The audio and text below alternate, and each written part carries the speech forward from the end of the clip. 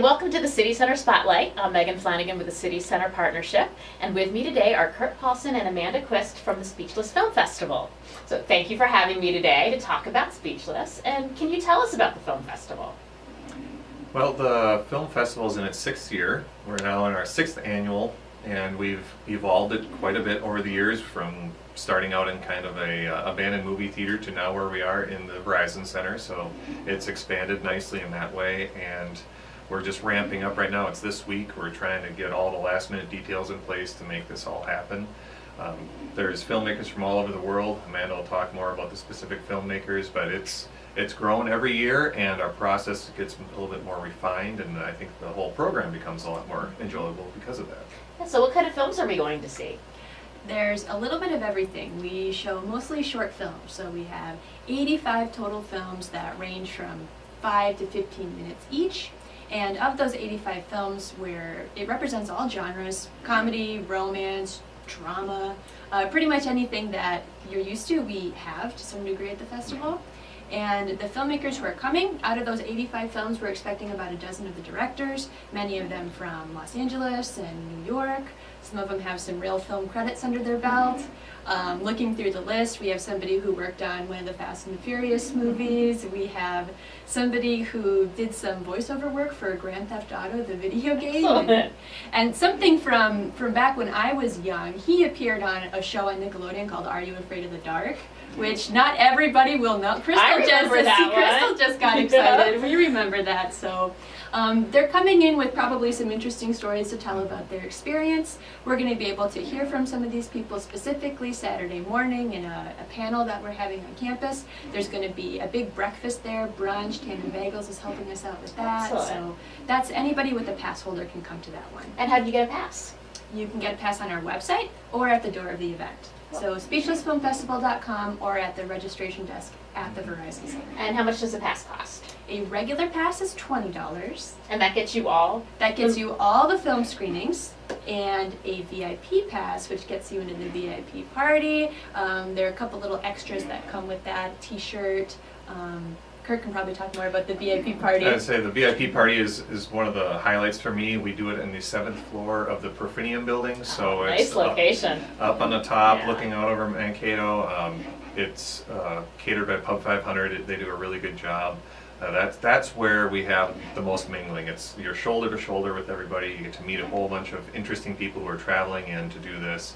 It's just a really great social event to start off the whole festival. The idea is that you kind of make friends after a day and a half of watching films and talking about films. You kind of come away with your fellow film watchers as kind of buddies in the system. It's great. It's fun. Cool. So if I'm someone who hasn't been to the Speechless Film Festival, I haven't been to the Speechless Film Festival before, how do I know what to watch? There's so many options. That's a really good question. What we do is, like I mentioned, we try to sort all of the shorts into showcases where you can kind of get an idea. There's 3 different things showing at once, so you can pick something out based on your taste. We write little descriptions about the showcase as a total, and there's little film descriptions as well. So we have all of that information in our program, our little magazine at the event, but you can also look at it in advance if you want to on our website. We also have trailers for a lot of the films on the website, so if you're you want to hunt down the most interesting stuff, you can look in advance. And if you find me at the event, I'll help you. I'll be like the concierge. There you go. You tell tell me Amanda what you like. Yeah, exactly. what do you like, and she'll point you in the right direction. That's an excellent benefit. Mm-hmm. I would double down on that and say that to get the most out of the festival, spend a little bit of time looking over the showcases to begin with, because we're showing 3 every hour. Mm-hmm. So you have to pick one of those 3 movie theaters to go into, and you might not be able to see everything. So you have to try and go in there with an idea of, I want to watch this, I want to watch that. Otherwise, you might just kind of wander in a movie theater. And that could be great. You might have a happy accident. But I think the people who get the most out of it kind of plan out their schedule of what they want to see and when. We have somebody who comes every year, Bruce, and Bruce comes and he has like a map. He draws everything out and he makes a plan, and you certainly don't have to do that, but I love looking over Bruce's plan with him, and he gives us really thorough reviews on everything he sees in each little showcase. Something else we should probably highlight, would be on Saturday. This is the only time we're doing this particular showcase. We have one with all family-friendly stuff. And that one only is free. Free? So if hypothetically it still feels like the middle of January in April and your kids are going crazy, as mine is, you might as well bring them down 3:30 on Saturday. You can take a picture at the red carpet, let them run around in the Verizon Center. Yeah. Oh, that sounds great. So one more question is, tell me about the name Speechless Film Festival, because these aren't silent movies.